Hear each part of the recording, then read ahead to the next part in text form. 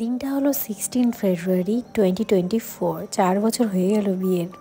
জায়গাটা কিন্তু অসাধারণ। আমরা যাচ্ছিলাম সেবক কালীবাড়িতে। আমার মন অনেক দিন ধরে চাচ্ছিল একটু পুজো দিতে, কিন্তু দেওয়াই হচ্ছিল না। তো ভাবলাম এটাই সব থেকে বেস্ট দিন, তাই না? তো এখানে আমি পুজোর থালি নিয়ে নিলাম ঝুড়ি। আর এখানে বাদর মামা দেখে ও গান খুব ভালোবাসে, আর বাদর মামাকে সামনে পেয়েছে আর কি, তাই না? তো এখানে দেখো ও খুব খুশি, আবার ডাকছে আয় আয় করে। তো এখানেও বাদর মামা ছিল। তো সব দেখে টেখে, এখানে মন্দির বন্ধ ছিল তখন আমরা যখন গেছিলাম, তো একটু ওয়েট করতে হয়েছিল পুজো দেওয়ার জন্য। এখানেও বাদর মামা ও দেখছে, খেলছে, কথা বলছে, খুব আনন্দ করছে। তো আমাদের পুজো দেওয়া কমপ্লিট। ওখানে তো ভিডিও করতে দেয় না, তাই করতে পারিনি। ঠাকুরের দর্শন তো আমাদের করাতে পারলাম না। আমরা করেছি, পুজো দিয়েছি, মনটা শান্তি হয়ে গেল। তো আজকে এরকম শুভ দিনে পুজো দেওয়াটা খুব শান্তির একটা জায়গা। তো এখানে আমরা চলে এসেছি মোমো খেতে। মোমো খাচ্ছি, পালকও একটু খেয়েছে আর বারবার করে খাওয়ার জন্য কাঁদছিল। তো ওকে ওর খাবার আমি দুধটা গাড়িতে গিয়ে গুলিয়ে দিতাম, কিন্তু ও মোমো খেতে চাচ্ছিল বলে একটু খাইয়ে দিচ্ছি। এখানে আমরা দুটো ভুট্টা নিয়েছি, গাড়িতে খেতে খেতে গেছি। এবার আমাদের যাওয়ার কথা কোথায় ছিল, চলো সঙ্গে থাকো, দেখো কি সুন্দর সিনারি। আমাদের আসলে সত্যি কথা বলতে তেমন কোনো প্ল্যান ছিল না, কিন্তু ভেবেছিলাম যে একটু নামচির দিকে যাব।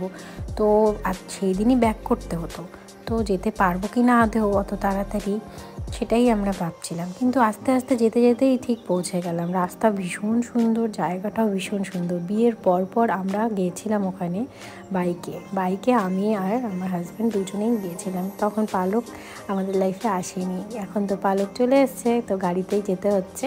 তো ভীষণ এনজয় করেছি। এখানে আমরা পৌঁছে গেলাম, দেখতেই পাচ্ছ। তো এখান থেকে আমরা ফার্স্টে বাঁ দিকে চলে গেছিলাম, ডান দিকে। তো ওখান থেকে ব্যাক করে ভুল করে রাস্তাটা আবার বাঁ দিকে আসলাম। তো এখানে আমরা নামচির ভেতরে টাউনে ঢুকে যাওয়ার পরে আমরা বাইচিং ভুটিয়ার এটা স্টেডিয়ামটা দেখো। আমরা একটু ওপর দিকে যাচ্ছিলাম যেখানে 4 ধাম আছে, কিন্তু 4 ধামে পুরোপুরি আমরা যাইনি, কারণ রাস্তাটা একটু খারাপ ছিল। তো ও তো বাইক নিয়ে যখন এসেছিলো আমরা গেছিলাম, সেই ব্লগও তোমাদের সাথে শেয়ার করেছি। কিন্তু যেহেতু গাড়ি নিয়ে ও আগে আসেনি, তাই জন্য রিস্ক নিল না। তো অন্য কোনো দিন ট্রাই করা যাবে। ওখানে একটা খুব সুন্দর বুদ্ধ টেম্পল ছিল, তোমরা দেখতেই পারলে, কিন্তু ওটাতে ঢোকা হয়নি, কারণ লেট হয়ে যাবে। আমরা আবার একটু লাঞ্চ করে ব্যাক করব, যেহেতু বাচ্চা ছোট, আমাদেরকে তো এগুলো খেয়াল রাখতেই হবে। এখানে আমরা একটা সুন্দর একটা রেস্টুরেন্টে লাঞ্চ করার জন্য দাঁড়িয়েছিলাম নামচিতে।